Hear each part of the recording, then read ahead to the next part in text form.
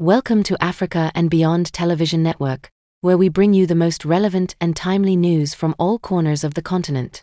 Our mission is to showcase the diversity, beauty, and strength of Africa, and to provide a platform for African voices to be heard. Right.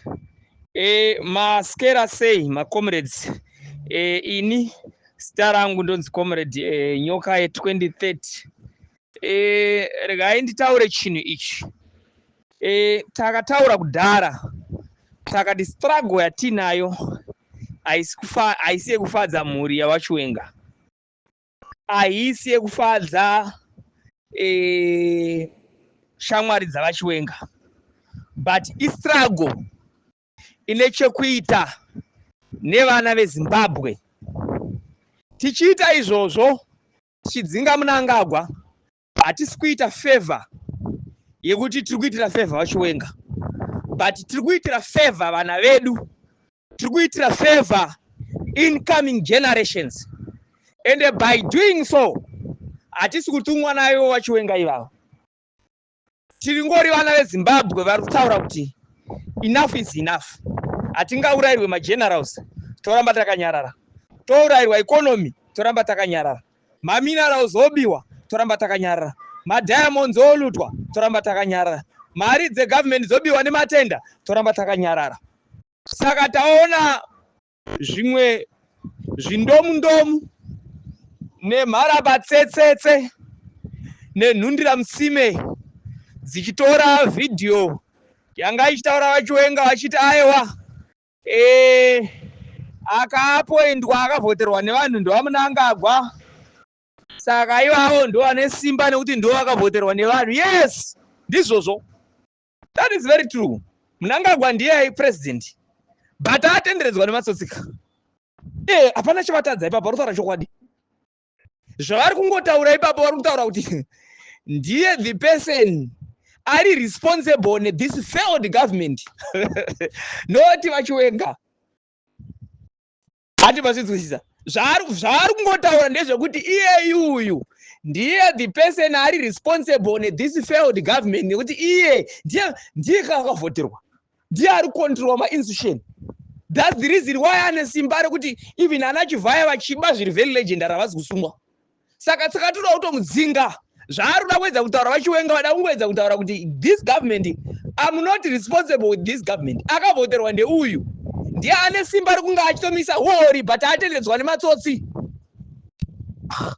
Saka munoswera muchinetseka nekunzi hanzi vachiwenga vazotaura zvakati. Taona vamwe varakashi vakuda kushandisa video iyoyo kuita pange zvonzi, taona vamwe vakuti hanzi vaindoza kuti hanzi ngaaende ku2030, haana ku2030 waari kuenda. Takakutaurirai vana veZimbabwe takati even vachiwenga mangwana chaichai kana vakabuda vachotaura kutoti ED ngaaende ku2030, hazvisi kutimisa kuti tidzinge Mnangagwa. Handi mazvona, nekuti isusu tise tine nhamuka, isu tise tine dambudziko. Saka nyaya is nothing to do navachiwenga. Vachiwenga tiri kungovadawo kuti vachiwenga onai chititungamirirayiwo baba, since taona kuti maoko enyu akachena, maoko enyu haana ropa chete. Chitungamiriraiwo, tiri kuda free corrupt government chete, kwete kuti ivo ndo vangabva vanzi aiwa kadi. Hatisi vanhu vevanhu, tiri vana veZimbabwe, hatisi vanhu vevanhu. We are there to defend the constitution of the country. That is that. Hatipo pakushandiswa nevanhu kana kuudzirwa zvokuita. Handi mazvaona ka? Vachiwenga ava tiri kungovada kuti aiwa, since vadzima vakationesa vakati gore rino igore regudo guru, imbopai murume uyu mukana uyu, anogona kukunzirai zvimwe zvinhu zviri nani pane zviri kuitwa neuyu nedictator iyo. Handi mazvaona ka? Saka haizi nyaya yekuti tiri kuda kufadza ivo, hatisi kufadza ivo, tiri kutoitira favor mhuri dzedu kuti even incoming generation nyika yedu irame zvakanaka. Saka mapwapwa anenge achiitwa nana Mary Muliswa ekuti iwe Mary wakanga uri kuUK wadzoka 2018 wotaura nana Mnangagwa nana Muliswa, ningi hanzvadzi yako uyo onzi wewe uite wopinda mupolitics, wakutanga kunoningirina kudenda unodzinga anageza. Warasika zviri very legendary. Geza ugone kumudzinga iwe ndo uchaenda. Ziyambi akauya kupolitics iriniko nezuro unowe iwe ndakapinda mupolitics Ziyambi asati ako. ini nyoka yemabhunu ndiri panapa ndakapinda mupolitics yamba asati amupolitics dzeZANU-PF idzi. So hatina tsvina dzatinosikira chitaurwa nevanhu ava, mafailers. Ana Tungwarara kana makabira nyika 42 million. Moda kuzviti imimi muri mabusinessmen mabira nyika 42 million. Motanga kuenda kunotengera ana ningi. Ana Mambara we. Ana Vharazipi motanga kuenda kunowatengera motikari nema-D4D nechi. Aisiriyo nyaya inoita kuti imimi ende kunhingi imimi. That's total rubbish.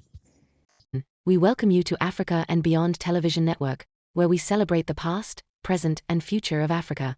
We invite you to join us in this journey of discovery and to help shape the narrative of our continent. Together, we can create a brighter future for Africa and beyond.